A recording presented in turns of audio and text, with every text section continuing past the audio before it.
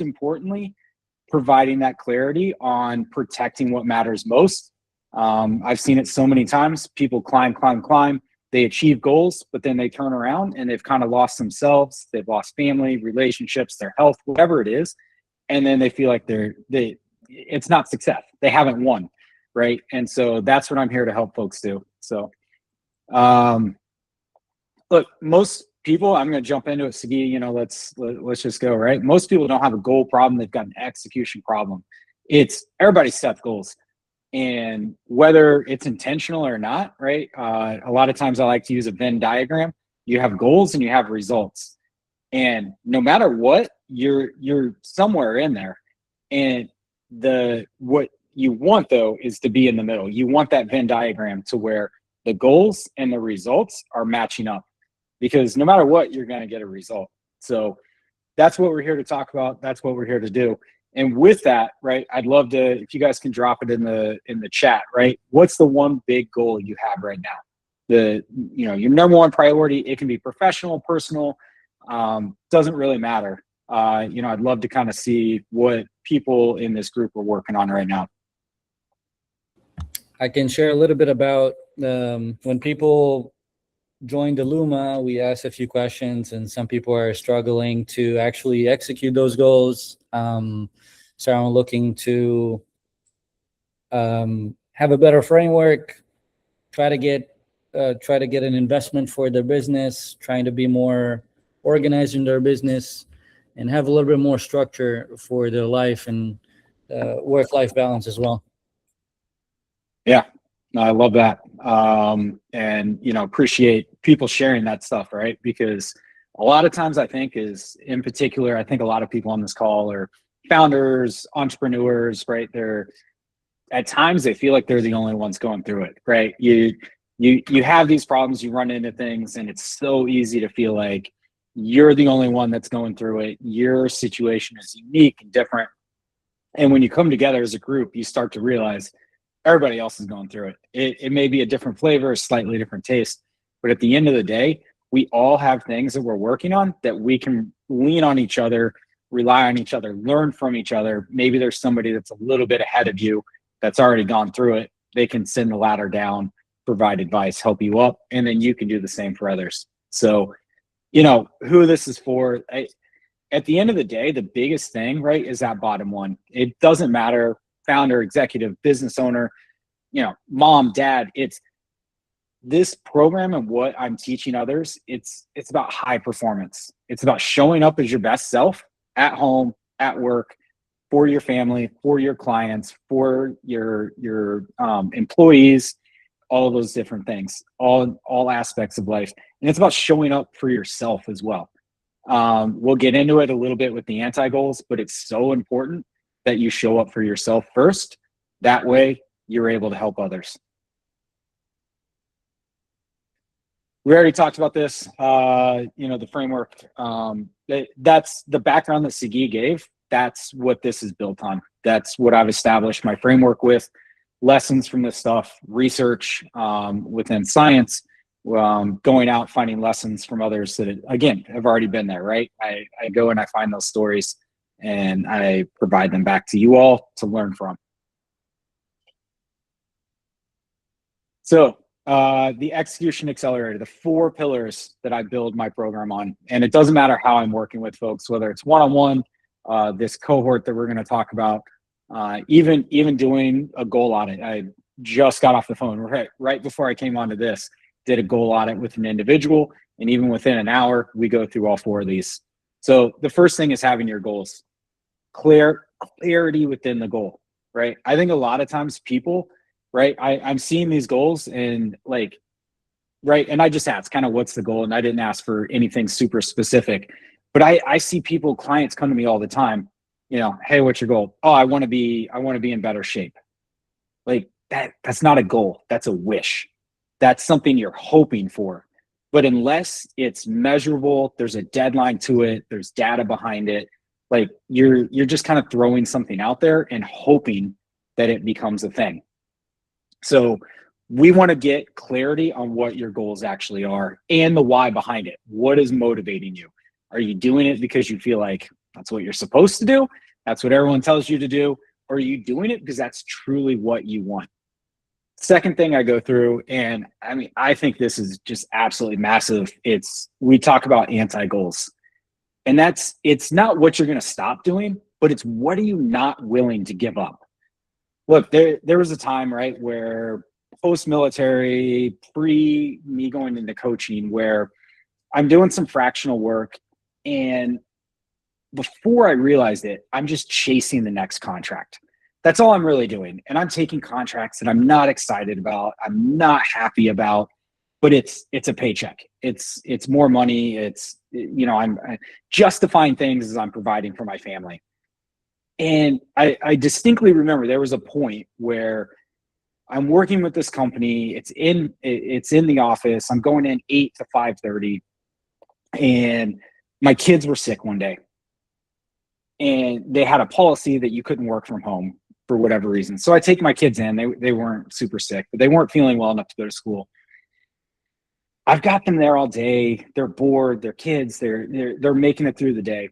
I go into my boss about 5 o'clock, about 30 minutes before I'm supposed to leave. Hey, just trying to check out with him. And he just goes into this long deep dive about everything that's going wrong. And about 5:30, my 7-year-old comes in, and she's like, hey, are we going to leave? And I'm like, yeah, I'm just wrapping up. And then we hit 7:45, and she kind of pokes her head in. And then we hit 6 o'clock, and then it's 6:15. It got to a point where at 6:30, I finally had to look at my boss and be like, hey, we're not solving anything tonight. I got to go. Like, I got to get my kids home. And I realized this justification of me providing for my family and just chasing that next contract and making money. I wasn't protecting my family. I wasn't protecting that anti-goal. One of the reasons I retired from the Navy at the exact moment I could for a retirement, it was 20 years in one day, was so I could be home, so I didn't deploy again, so I didn't have to keep going on these long trips. I wanted to be there for my younger two kids. And here I am sitting in an office at 6:30 with a 7 and a 5-year-old, and they just want to go home. And I'm like, this didn't solve my problem. This hasn't fixed what I was trying to protect. So anti-goals are so important. And a lot of times people don't define them. They just kind of, again, it's not specific. People just like the goals. I want to be healthier. Oh, I want to be there for my family. What does that mean? So you're going to get into it. You're going to document those things. Then the constraints. So many times people, especially entrepreneurs, look at constraints and they think, this is everything that's holding me back, right? I don't have enough time. I don't have enough money. I don't have the people. I don't have the resources. I haven't met the right investor, things like that.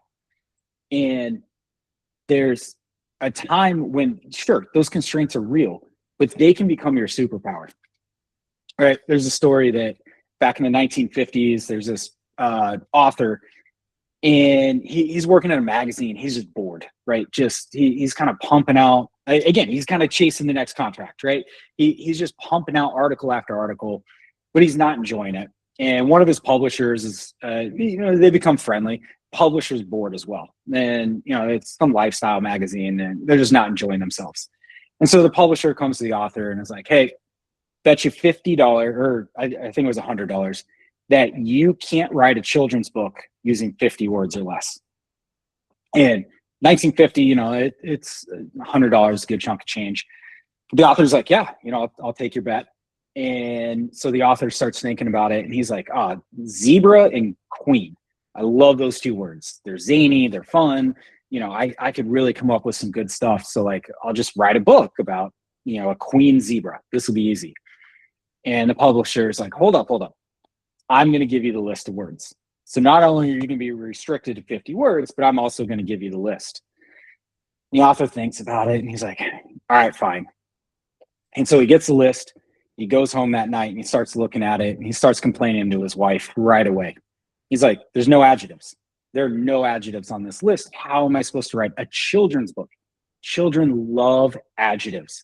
Like they eat them up. They make them up. They make up words to describe what's happening. That's how much they love adjectives. What am I supposed to do here? And so he starts looking through the list, and then he finds the first two words that rhyme, and he gets an idea. He's like, all right, I can do this. And those two words were cat and hat. That is how we got Dr. Seuss, is by taking his constraints, he made it his superpower. He was able to create a completely new genre of children's books and went on to write, I mean, countless books, because he didn't look at that constraint as something that was going to hold him back. He looked at that constraint as something that he could work within to make himself into something bigger. And then finally, I talk to folks about the execution, right? So like, how do you actually build the plan, right? And that's where a lot of times I lean on my military training, bringing those principles within special warfare, right? It applies to business, to life. How do you build that plan? My endurance athletics, right? If you're going to go out and run a 12-hour race, there's a lot of execution behind it. But it's not just the day of the race. It's also the training plan to make sure you're fit enough to go run for 12 hours continuously. So love to dig into the execution, making sure people have a plan. I typically bring the POAM process, the plan of action and milestones. So we start at the end date. What is your goal date? And then we work our way back. These are the different milestones.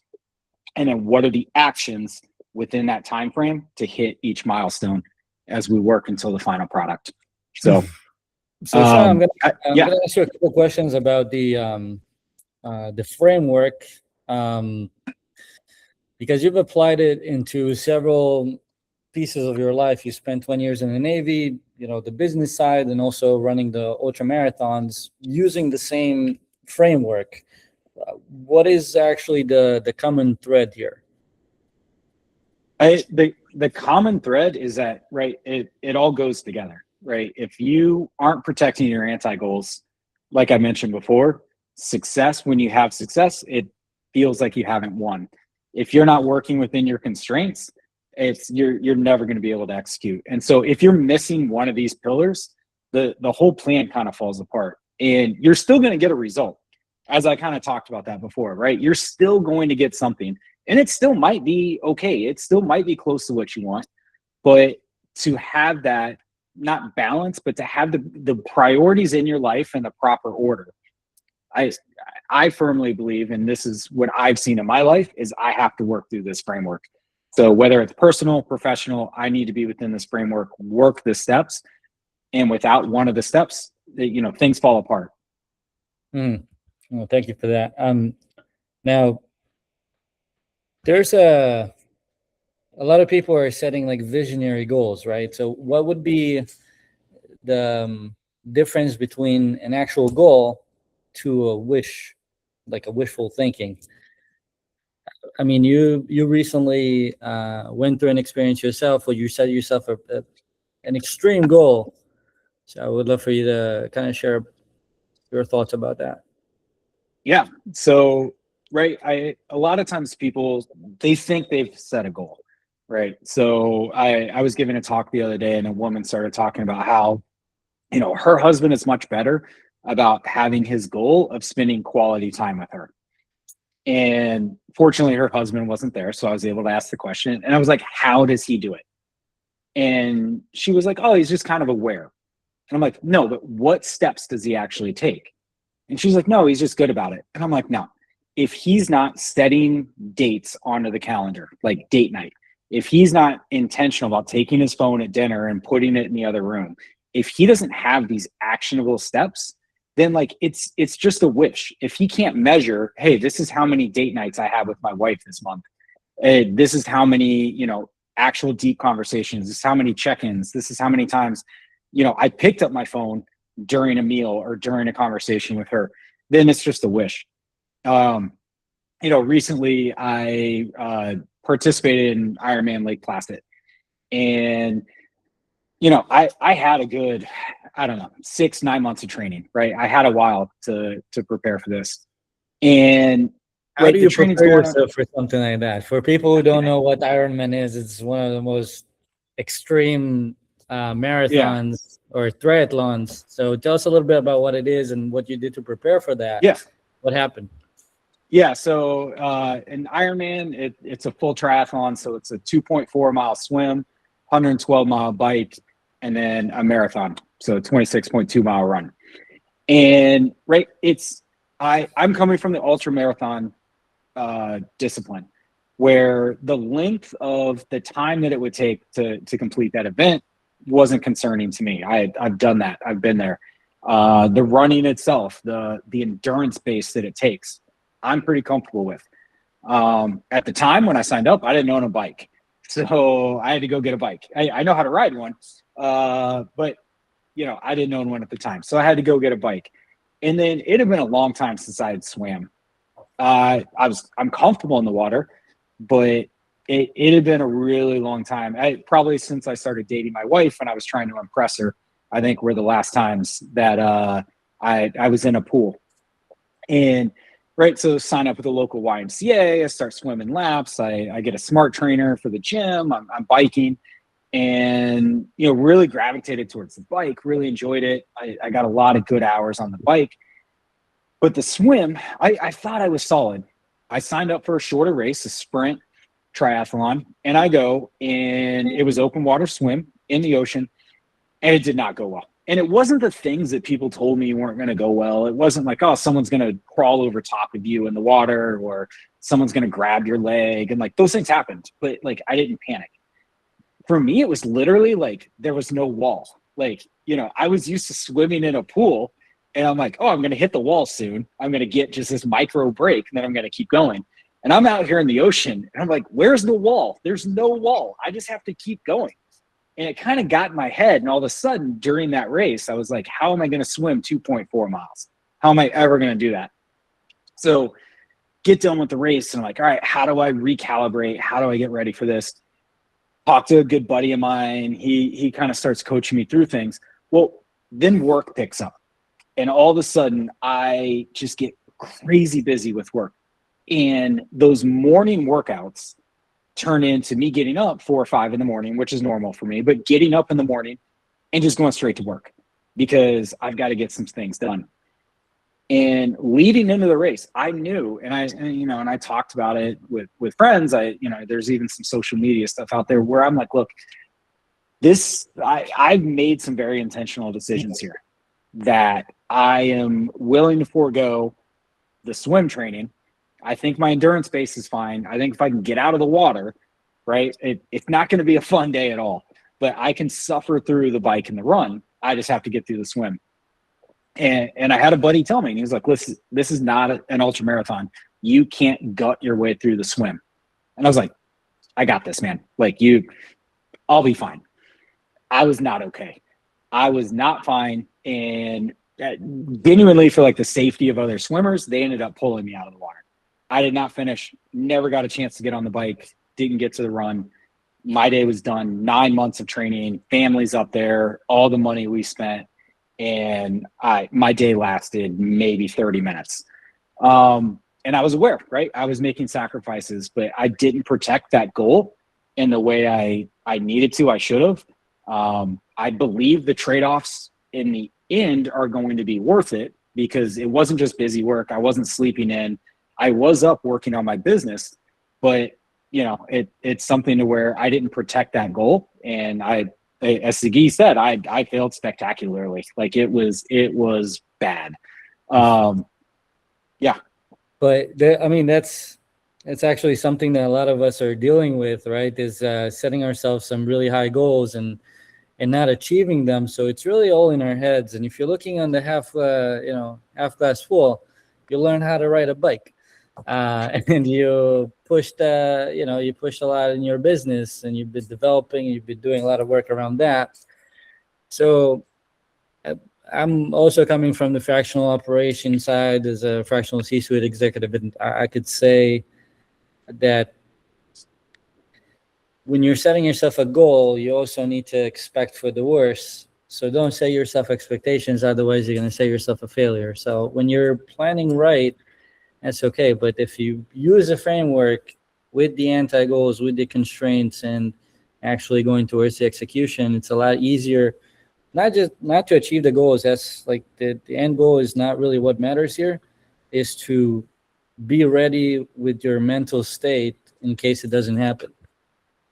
Yeah, and for sure, right. And we learned a lot. And my wife and I both, my youngest 2 daughters were there, and I told them almost immediately, hey, we're coming back. Like, I'm not going to do a different Ironman. I'm going to do Lake Placid. So whether it's next year or the year after, we will be back. We learned a ton, even logistically. Like, I messed that whole thing up. I was like one of the last person to check in to register. I got my bike checked in 30 minutes before the deadline. Like, there was so much that I got wrong in my first Ironman that I came back. I took notes, and I will be ready the next time. So it's not that I failed my goal. It's just that my deadline moved, if we're going to be real. Spencer, stay your hand up. Spencer, question. Yeah, my question is regarding the goal and then sort of planning for failure, because I would like to say I'm an overly optimistic optimist, and I don't necessarily believe in planning. The moment I plan for failure, then I've failed in my own mind. But I do recognize that understanding different eventualities can occur. I just don't want to put my mental focus towards them. So, like, coming from the military background, where you certainly have to plan for those eventualities, how do you balance actualizing what you want to occur while simultaneously not putting forth the effort into what you don't want to occur? Because I only put it to what I want to occur, but that's not the case in reality sometimes, as my parents would like to say. So I am curious there. Yeah, I mean, we used to say anytime we go into an operation that, like, the enemy had a say in the plan as well. So no matter what happened, first contact we had with the enemy, the plan was out the door. It was out the window, and it was, all right, now you're moving on your training and your instinct and things like that. One of the biggest things we did in the military, and it is a luxury in the military, is because you have these very deliberate deployment cycles, and you are in training for 12 months, right? 18 months before you leave. And so you have these very deliberate windows where you train. And we would be going through a training scenario, and we're up against the enemy, we're simulating live fire, all this stuff. And if we were doing too well, one of the training cadre would come, they'd tap someone on the shoulder, and they'd be like, you're dead. And and then you have to adjust. You have to figure out, okay, this went bad, this went poorly, something happened, how do we adjust? And if we did it too well and adjusted too well, then they come in and they tap someone else, you're dead, or this is happening. And they would throw all these scenarios in where we had to we had to adjust for the worst. And so I don't think it was a matter of us going into operations planning for someone to die, but we had done it. We had put ourselves through it. We had mentally taken the reps, physically gone through it. And so I think as you build something, right, and you, say, I mean, to be honest, right, Sagi and I getting on to do this, like, if you guys would have seen us 30 minutes before, right, because we're scrambling, kind of going, okay, what if this happens? What if that happens? Like, how do we adjust this? What if the recording goes down, right? Like, all these different things. We walk through all these different scenarios.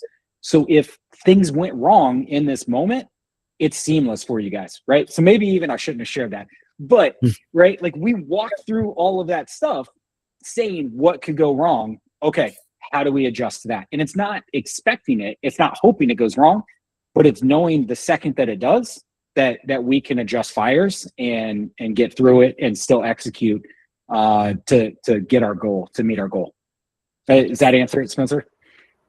Partially, but thank you. I certainly will incorporate that into. We'll get back to the Q&A after we finish the recording aspect, so we can move on to the next slide. Yeah. So to be honest, we kind of moved through these, so we'll get going. We asked about the goals. I'd love as we move through the anti-goals to hear from you guys, right, in the chat. What's kind of one of the biggest things you're protecting? And again, it could be personal, it can be professional. I mentioned time with my kids, being very intentional about, like, I'm never going to be gone from them more than a week and a half.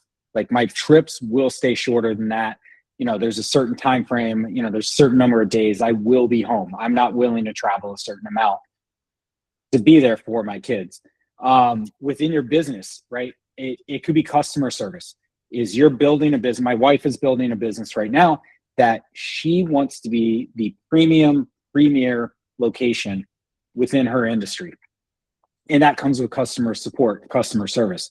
Well, as she grows and she gets more and more clients, right? When she got her first client, for those of you that are entrepreneurs, think back to that first client you had. It didn't matter if they called you at 2 a.m. on Easter or the first day of Hanukkah, and it's also your firstborn's birthday, and your mother just went to the hospital. You are taking that call, you are solving the problem, you are doing whatever it takes for that customer, right? And you're like, that is my goal, that's my North Star, that's my anti-goal. I will always treat my customer like this. Well, as you grow, you don't have time to treat every customer like that. If you do, you're going to piss off 30 other customers and they're going to leave because you didn't have time for them because you were dealing with the one that was right in front of you, right? So the anti-goals, they're not always personal. A lot of times we think they're personal and we lean on that, but it's also as you're in your business, in your profession, what are you not willing to compromise? What are you not willing to give up on? So as we kind of keep talking through these, I'd love to see, in the chat, some of your guys' anti-goals. What are you not willing to compromise on as you build your, not just your professional life, but your personal life as well? So we have Werner here that say he wants to grow his company and also have his family proud, enjoying it. It's actually something that I align with very much. And then we also have Daniel, who is looking to become a grandpa and also operate his business. So it's some of us here shared the business side of things, but everyone could agree that we all have our personal goals in life, or what really matters to us the most. So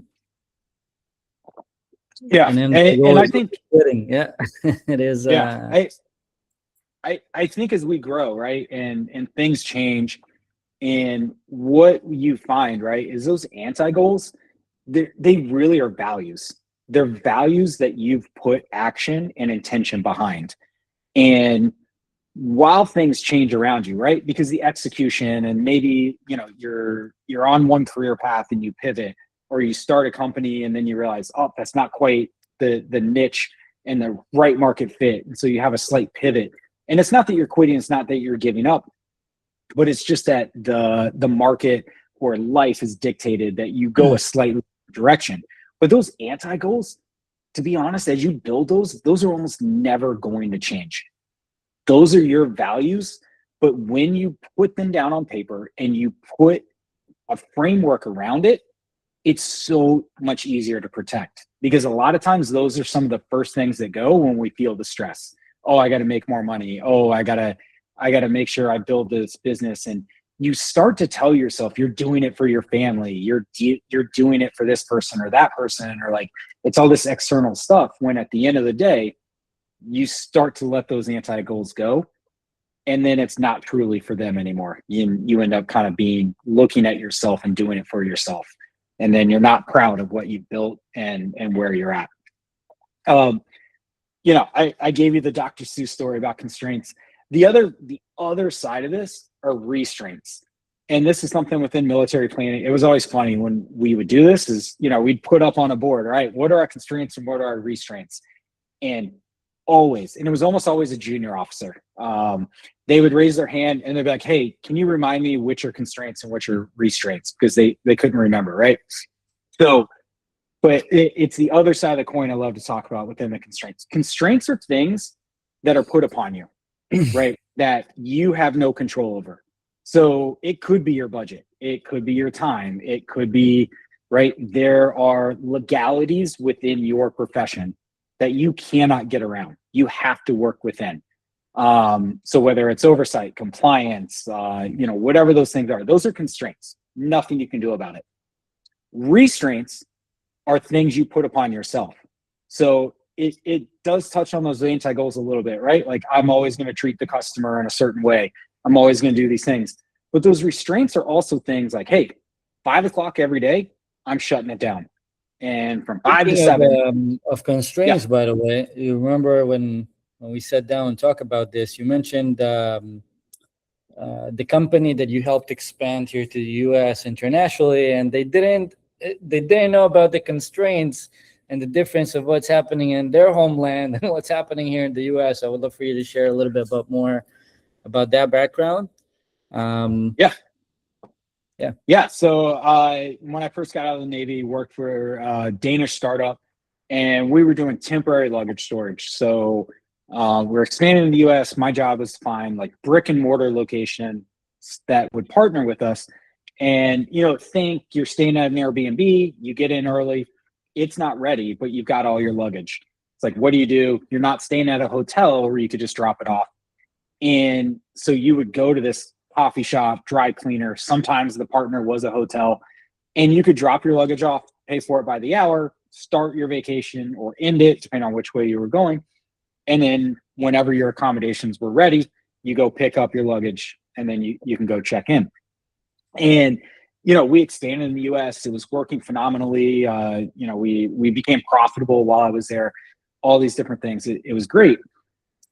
We wanted to expand into a new vertical, and it was working with hotels, specifically with their guests. So you come in, and instead of giving a paper ticket, you would just check in through the app. Well, them being Danish, they wanted, when you checked in with the app, the user would get the combination to the luggage storage room. You would go down and just drop off your stuff, and then you'd be out. And there was no staff. Literally just, Stiggy's checking in. He gets the code to the room. He goes in with everyone else's luggage, all the rest of the things, and he's just going to drop his stuff off. No lockers, nothing like that. Well, I don't know if you've ever been to Denmark, Copenhagen. These people, if they've got a baby's in the stroller, right? Baby's asleep, and you're with your spouse, and you want to go grab a coffee, you put the baby on the sidewalk just outside the door. You go in, you get a coffee. And I'm not saying you get like a to-go cup and you come back out, because that's not how you do it in Europe. You go in, you sit, you get your coffee, you take your time, and their baby is outside on the sidewalk in a major metropolitan city. And you'll see it, right? They'll drop their baby off. They'll go grocery shopping. I went to my boss's house once, and he was like, yeah, the one kid's here, the one kid's playing here, and then the baby's over there. And I'm like, where? And he's like, you see that tree?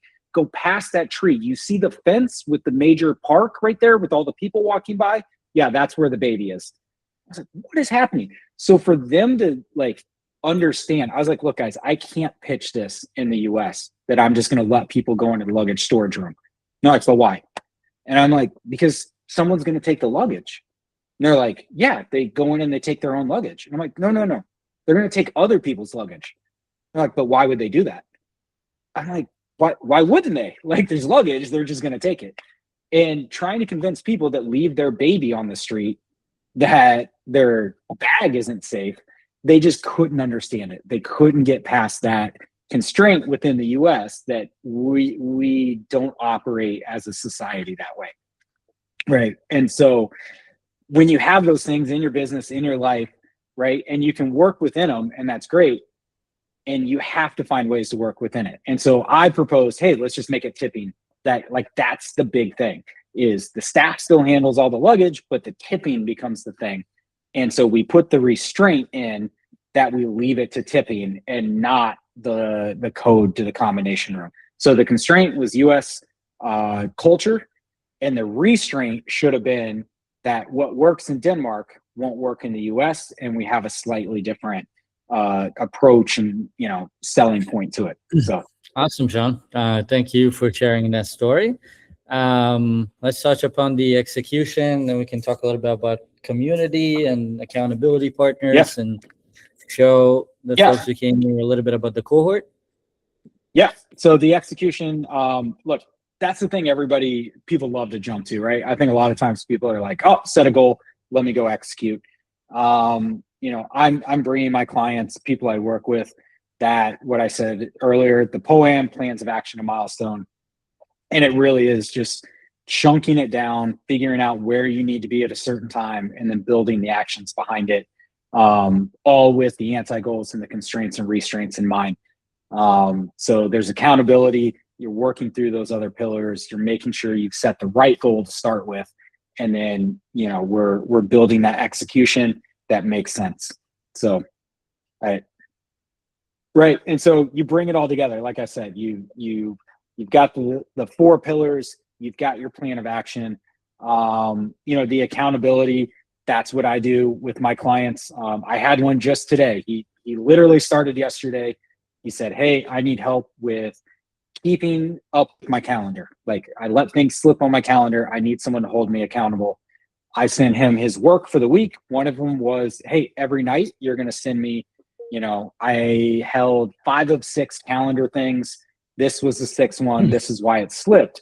And last night, he didn't send me anything. So day 1, he said, "I need to be held accountable." I said, "I got you." He didn't send me anything. So this morning, I sent him a text. "Hey, did you get my email? Just want to make sure." He's like, "Yep, got it." I was like, "Okay, where's the calendar?" And then he sent it to me, and I'm like, "Hey, I'm not letting you slip day 1." So having somebody hold you accountable. Actually touch upon that accountability aspect, because there's a lot of founders in the room. We can talk about it briefly, and then we can have a lot more in the Q&A section. But how does accountability work when you're a founder and then nobody's really checking your work? Because especially as a solo founder, nobody's really looking after me or making sure that I'm on pace or, you know, doing the right thing. Sometimes, especially as a guy with an ADHD, you start doing a lot of other things as well. So I'd love to hear about that. Yeah, it's called Claude. I do like that. That does help, right? But the thing is, you don't have that emotional attachment to Claude, right? It can call you out, but having that person, whether it's a coach, whether it's a group, a community, that is going to hold you accountable, that when you slip, when you let some goals slip up or you get off track, you kind of think, "Oh shoot, now I got to go back." Or when you're thinking about letting it slip, I think that's the more important part. It's not you've already let it slip, but you're thinking like, "Oh, maybe I could just move this deadline." And then you start to think, "All right, but so-and-so knows, so-and-so is going to ask me about it. They're going to hold me accountable. And I'm going to have to explain to them why I allowed this to go." And as a founder, as a solopreneur, as even a CEO, right? Like if you're not a public company and you don't have a board and you don't have investors yet, but you're still the CEO, like you don't really have that either. So it's super important to go find it, to seek it out, to find mentors, find people ahead of you, find people with you that are going to hold you accountable. Because if not, like you said, Sagi, you're just kind of off floating, doing your own thing. And if things slip and you allow it to slip, then it becomes this slope where it's like, well, what else are you letting slip? Awesome. So, Okay. Yeah. So, well, we'd love for you to tell us a little bit about the system you created and the cohort that you planned out. When I saw it, I was mind blown about it. Not gonna lie, and I'm really excited to be a part of it. So yeah. So like I said, this is stuff I've been doing with individuals for a while, but you know, one of the bigger things I was seeing is like, there's only so many lessons I can bring. There's only so many stories. I can go find them, but there's so much more power in somebody else saying, "Hey, like I've been there, I've done that, I've worked through this," having that sounding board, that human connection, right? Like again, Claude's great. I use the crap out of Claude, but I want that human connection. I want to be with somebody and have them hold me accountable and learn from them. So what we're rolling out with Sagi here is I have a 28-day accelerator that's for individuals. I want a cohort. I want to bring in 5 to 10 people that are going to work through this together. So 4 weeks, 1 week's going to be goals, second week anti-goals, the constraints, and then the execution. We're going to work through it together. Mondays, 60-minute call. I'm going to introduce the topic. We're going to go a little bit more in depth than we have even here. And then we're going to hear from each other. Everybody's going to speak. They're going to start to put out, "These are my goals. These are the things." Then every other day, you're going to get between a 5 and 7-minute video from me. Again, I'm going to introduce something else within goals. I'm going to give you a new perspective on anti-goals. I'm going to give you a new scientific paper and research project about constraints. And then you're going to have an exercise to go through. So some of that you're going to keep to yourself, right? Like we're not coming in here and I'm not saying, "Hey, so give all your trade secrets, give your IP away." But you're going to work through that stuff within the workbook. But then we're also going to have a WhatsApp community where every day there's going to be a prompt. So you're going to work through it on your own, and then you're going to come to the group and you're going to say, hey, this is where I'm at. Or you're going to come and say, hey guys, I'm stuck on this today. Like, I can't figure this one out. I don't know what a good number is to put to this, whatever it is. And then I'm going to be right there with you, right? So again, I've been doing this with individuals. I've seen a lot. I've worked with a lot of people. I've seen them succeed. You're going to have me right there along with you. So it's not just going to be the 5 to 10 people that are going through it together. I'm right there kind of directing everything live. So you get the video, you get the workbook, but then you also get, the ability to ask me questions, guidance, things like that. And then what are you going to walk away from, right? You're going to have a lot more clarity on what your goals are. I think the biggest thing, honestly, is the clarity on the anti-goals. Like, you're going to spend an entire week figuring out what matters most, which most of you already know what matters most, but how to protect it. You're going to put numbers to it, right? I gave the example of quality time with your spouse. Like, that's a wish. So you're going to put numbers to it, right? I'll give you an example of mine, just so, like, I have, anti-goals for my family: 1 date night a month with my wife. I want 1 time period date night, if you will, with both my daughters that are at home. I want 1 international trip with the whole family. I want 1 weekend away with my wife without the kids. Like, I don't even care if we just go to a hotel in Fort Lauderdale, 20 minutes down the road. Hopefully it's better than that. But I want to be intentional that once a year we have time just to ourselves. But I'm putting those down, right? I'm making it actionable and not just saying I want to be present at home. So that's, I truly believe, whether it's personal, professional, you're going to get the most out of that. But then you're actually going to identify the constraints and then work through the execution. You're going to walk away from those 28 days with both an actionable plan for your top priorities and your goals, and you're going to walk away with a community that you can lean on, right? Just because that 28 days ends doesn't mean, like, all of a sudden, like, they're out of your phone book and you can never contact those people again. Like, you're going to work through the process with everyone. You're going to have that accountability that's baked in because you've gone through this with others. So we're going to launch this August 17th here in South Florida. Schools go back August 10th. So going to leave that week alone, right? And partly that's for me. I am not going to run a meeting on the first day of school. I'm going to be there. I'm going to drop my kids off, see their teachers. I'm not going to have it in the back of my mind that either I'm missing that or that I have to rush back to run a cohort with you all. So we're going to delay it a week. August 17th, we're going to start. Look, it's only going to be 10 seats. I don't want it to get big. I want it to be very intentional, that it's small, because I want you all to connect. I want to connect with you guys, right? I want to know who you are, what you're going through, what your problems are, where you've been. I want to learn from you all as well, right? That's one of the coolest things about what I do is, like, I learn from everyone as well. I'm able to implement it into my own life, within my own framework and system as well. So, and then because I partnered up with Sagi, we're dropping the price significantly, because when I met Sagi, as mentioned, he told me about the community he's building. And I was like, I want in. How can I help? How can I make it accessible and available to others?